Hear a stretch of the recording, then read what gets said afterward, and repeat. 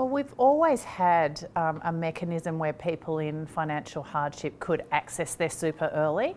But what's happened in this pandemic is the government's actually made it easier and faster for people to get access to that. While nobody wants to see Australians' super and retirement savings being diminished, in the circumstances it was a really smart economic lever to pull. Look, it is an odd twist of fate that out of this, very severe crisis, we've actually had some upside in that people have realised that this is their money. It's really hard in a compulsory system that's very long term till people can get their hands on it for people to be engaged with their super, and it's something we've always struggled with. For my whole time in superannuation, it's been the holy grail to get people to take an interest. People are now doing that. How's my super invested? Am I protected against volatility in the markets? So that's been really good to see as a positive. What'll be interesting now is, because people's retirement savings have taken a hit where they've taken money out, is it's really important for us to help people, once they're financially able to get money back in super. And actually that's really easy to do.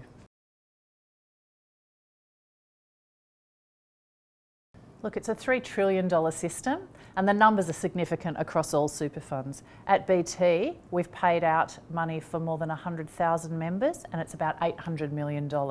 So whilst that's substantial, it's less than 2% of our superannuation funds. And what's important to remember is that each one of those 100,000 members is someone who's had their income halted or greatly reduced or affected by this crisis.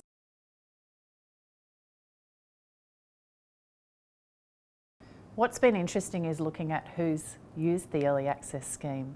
So it's predominantly been younger members we've seen have been hardest hit by this crisis, and around 70% of the withdrawals have come from people aged from their late 20s through to their mid-40s. And people in their 30s are overrepresented. About 40% of the withdrawals have been people in their 30s.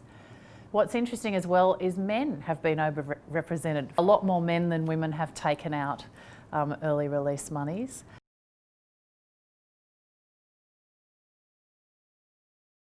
Liquidity is really important in uncertain times like this to give funds flexibility. No one knew going into this how many people would access early release and what the assets going out would be. At BT, we have, for example, in Super for Life, 98% of our funds are liquid. We've only got 2% invested in illiquid assets. So BT members can be really confident that should they want to switch their money or withdraw access to their super, that the funds will be available. In normal circumstances, we get about 190 financial hardship requests a week, so around 40 a day. On the very first day of this scheme opening up in April, we had 15,000 requests. So that's obviously very challenging to be able to get money into people's hands quickly. So we hired more than 100 new staff, a lot of them from affected industries, and trained them up to be able to process the payments. And pleasingly, we also had more than 600 of our own BT staff volunteer to be trained up to be able to do the processing as well.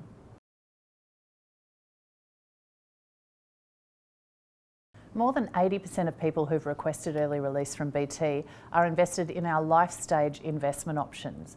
And how they're designed to perform is that for older members who are closer to retirement, they're invested more conservatively, so they won't get as high returns, but they won't be exposed as much to downturns either.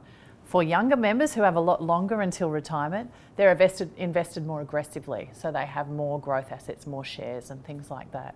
Now, if we turn to how those funds have performed through these really interesting last few months, where we saw big downturns in March and then big upswings in the markets in April and May, what we've seen is, if you take, for example, our 1950s fund, which has people who are close to or now in retirement, they didn't fall as much in the negative market in March, but then they've seen upswings in April and May, but it hasn't been as high. Then if we take the younger members in the 1980s funds who are invested quite heavily in shares, they saw a much larger fall in March, but then they've seen a bigger upswing in April and May. And the end result for both cohorts of members is that their returns are positive over 7 years and 10 years in both of those funds.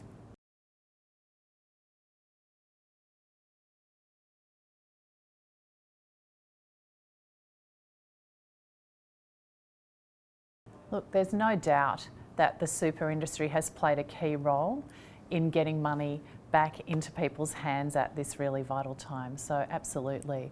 And I think it's important to bear in mind that just as during the GFC, once the economy starts to get going again, super funds will play a really important role in recapitalising and supporting equity investment going forward as well. So we provide a bit of a ballast with our long-term focus and long-term holding of equities that really cushions the economy through periods of volatility like this.